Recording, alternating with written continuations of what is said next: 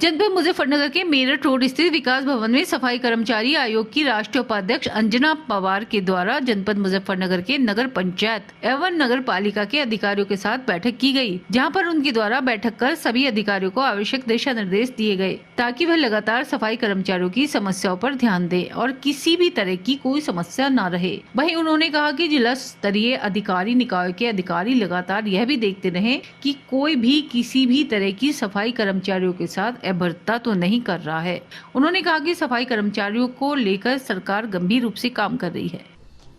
देखिए, राष्ट्रीय सफाई कर्मचारी आयोग जो होता है वो देश के प्रत्येक राज्यों में जाता है, प्रत्येक जिलों में जाता है। सफाई कर्मचारी, मैनुअल स्क्वेंजर्स और उनके आश्रित, उनका पुनर्वास कैसे करें, उनका हम आर्थिक, शैक्षणिक एवं सामाजिक स्तर कैसे सुधारें, अंतिम पंक्ति में बैठे हुए इस सामाजिक वर्ग को, इस कर्मचारी वर्ग को मुख्य धारा से कैसे जोड़ें, इसका अध्ययन करने के लिए आयोग सब जगह जाता है। और आज इसी संदर्भ में मुजफ्फरनगर जिले की बैठक ली जा रही है। ये कर्मचारियों की मांग तो सब जगह होती है, क्योंकि देखिए जनसंख्या बढ़ती है, क्षेत्रफल बढ़ता है, तो उसके हिसाब से कर्मचारियों की संख्या भी बढ़नी चाहिए। देखिए, मैं शॉर्ट में बता दूं आपको, कर्मचारियों को मौसम के अनुसार यूनिफॉर्म मिलनी चाहिए। कोई छाता पकड़ के कर्मचारी सफाई का कार्य नहीं कर सकता, उसको रेनकोट मिलना चाहिए, सर्दी में उसको स्वेटर मिलना चाहिए। अच्छी यूनिफॉर्म मिलेगी तो काम भी अच्छा होगा। उनको आई कार्ड मिलना चाहिए, उस आई कार्ड में उनका ब्लड ग्रुप मेंशन होना चाहिए, उनका पीएफ नंबर होना चाहिए, उनका ईएसआई नंबर होना चाहिए। क्योंकि ये देखिए, सुबह सवेरे निकलते हैं अंधेरे में, हिट एंड रन के कई सारे केस देश में सामने आते हैं, तो इनको फर्स्ट एड इसकी सहायता से मिल सकती है, जल्दी इनका इलाज हो जाए और इनको सुविधा मिल जाए। इसीलिए आई कार्ड होना बहुत ज़रूरी है। इसके साथ ही इनका हेल्थ चेकअप होना चाहिए, और हेल्थ चेकअप में सिर्फ बीपी शुगर नहीं, होल बॉडी चेकअप, क्योंकि जिस तरीके का काम ये कर रहे हैं उससे कई प्रकार की गंभीर बीमारियां होने की संभावनाएं बनी रहती है।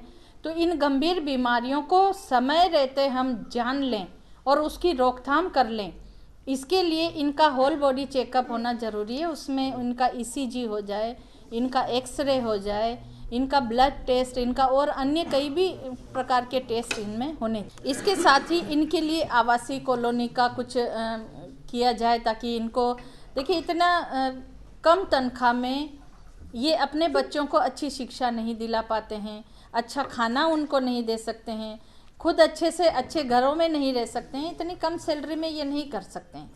रेंट भी आज इतना ज़्यादा होता है कि ये नहीं कर पाते हैं। इसलिए इनको भी अन्य कर्मचारियों की तरह इनको भी आवासीय इनकी कॉलोनी और एक ऐसा इनको सुविधा मिलनी चाहिए। और इनको बस्तियों में जाकर इनका, देखिए, राष्ट्रीय सफाई कर्मचारी वित्त विकास निगम भारत सरकार का एक ऐसा उपक्रम है जिसमें सफाई कर्मचारी, मैनुअल स्क्वेंजर्स और उनके आश्रितों के लिए करोड़ों रुपए का लोन दिया जाता है।